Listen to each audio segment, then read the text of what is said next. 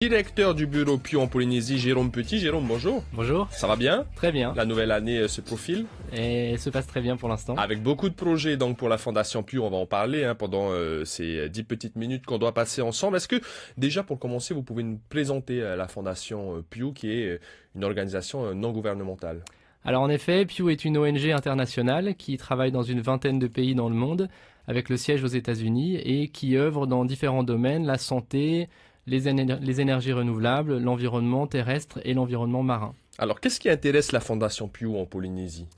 Alors en Polynésie, comme partout ailleurs dans le monde, notre objectif est vraiment d'essayer de maintenir un environnement en bonne santé, et en particulier ici, c'est plutôt la thématique océan qui nous intéresse.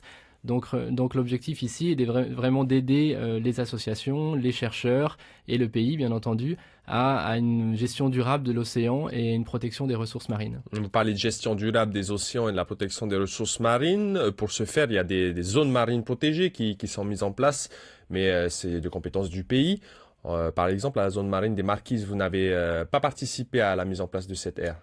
On n'a pas travaillé aux Marquises, on a eu un projet aux Australes, on a été invité par le pays à faire un état des lieux scientifique sur l'environnement marin des Australes et à proposer un projet.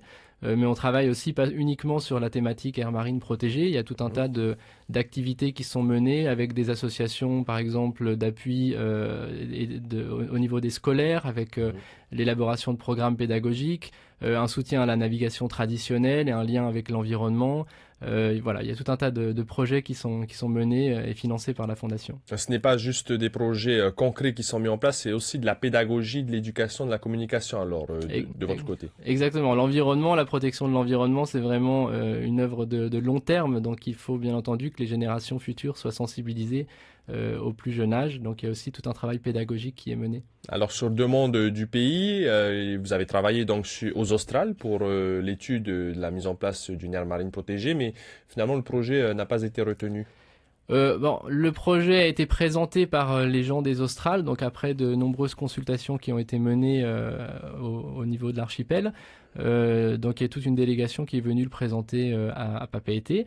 Alors il y a eu un dialogue qui est engagé maintenant.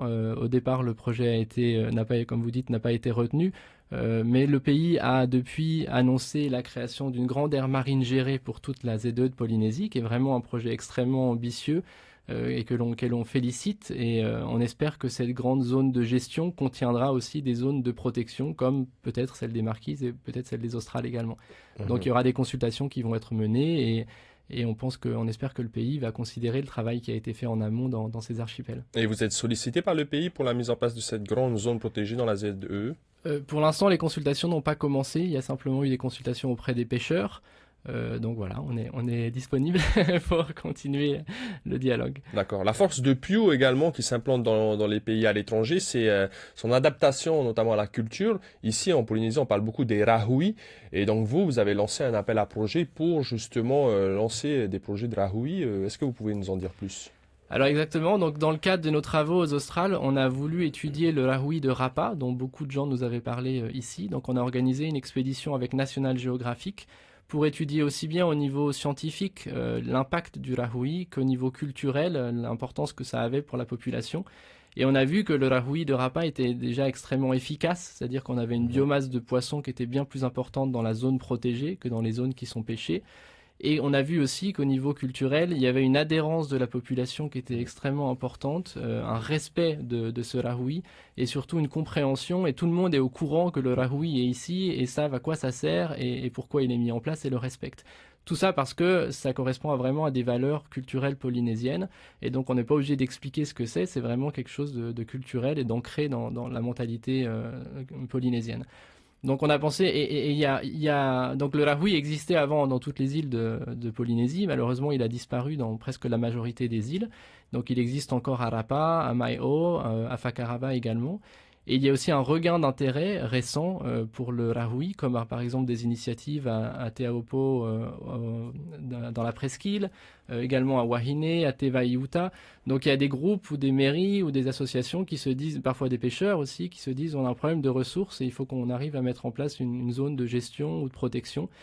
Donc on pensait que ça pouvait être intéressant de justement un peu d'aider ces groupes qui ont envie de faire quelque chose. Et ils sont bien entendu les mieux placés pour le faire. C'est pas une fondation internationale qui va le faire, c'est à eux de définir leurs actions.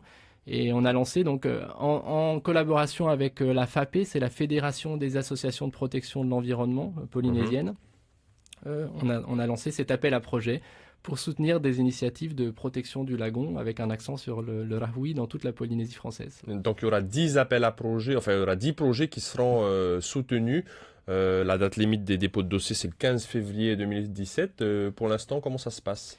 Alors exactement, donc il y aura 10 projets qui recevront chacun un budget de 500 000 francs CFP. On espère qu'il y en aura d'autres par la suite. C'est un peu un projet pilote pour nous, pour voir s'il y a un intérêt et si ça peut être renouvelé plus tard. Donc les modalités, donc les porteurs de projets peuvent être surtout des associations, c'est notre cible principale, mais aussi des entités privées, des écoles, des individus qui sont intéressés par ce type d'activité. Et les activités financées, c'est très ouvert, on a vraiment envie de laisser libre cours à l'imagination des porteurs de projets. Donc ça peut être des activités de communication, de sensibilisation, de suivi scientifique, de programmes pédagogiques. Il y a même des groupes de danse qui veulent faire un show sur le rahui. Donc il y a tout un tas de possibilités. Et donc il est possible d'obtenir les consignes de l'appel sur notre page Facebook, donc Pew Polynésie Française, c'est P-E-W Polynésie Française. Et la date limite donc est le 15 février. Et ensuite il y aura un comité de sélection avec la FAPE qui déterminera quels sont les projets financés. D'accord. Est-ce que vous avez fait appel au pays pour lancer ces projets ou pas du tout? Enfin, à travers plutôt la fédération, du coup.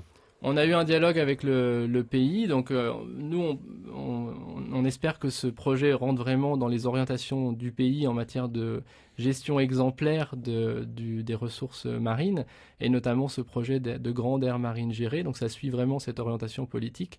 Donc voilà, on a demandé au pays qui nous a dit qu'il préférait plutôt renforcer les sites classés existants plutôt que de proposer la création de nouveaux sites. Donc on va bien entendu prendre en compte cette consigne dans la sélection des offres. D'accord. Vous travaillez pour la branche environnement de la Fondation Pew. Il y a les énergies renouvelables ou encore la protection des espèces. Est-ce que ce sont des domaines sur lesquels vous pourrez travailler en Polynésie? Parce que pour l'instant, l'activité se concentre surtout sur les aires marines protégées.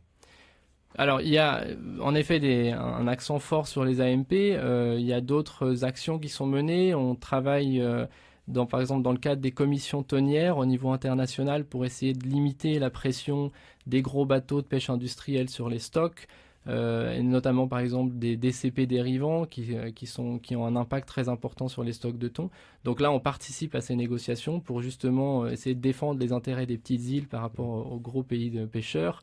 On travaille au niveau des eaux internationales pour essayer de mettre en place, donc c'est les eaux qui appartiennent à tous les pays du monde, qui ne font pas partie des ZEE, pour essayer de mettre en place des processus de protection. Donc on participe aussi à ces négociations au niveau international et on essaye de promouvoir une meilleure gestion des ressources. Donc voilà, il y a tout un tas d'activités qui sont menées aussi bien au niveau local qu'au niveau international. Et on souhaite que le meilleur à la Fondation Pew pour cette année 2017. C'est déjà la fin de notre petit créneau Invité Café. Merci à vous, Jérôme Petit, d'être venu répondre à nos questions. Je rappelle que vous êtes directeur du bureau Pew en Polynésie. Très belle journée à vous. Merci beaucoup. C'était l'Invité Café, 7h30 du lundi au vendredi.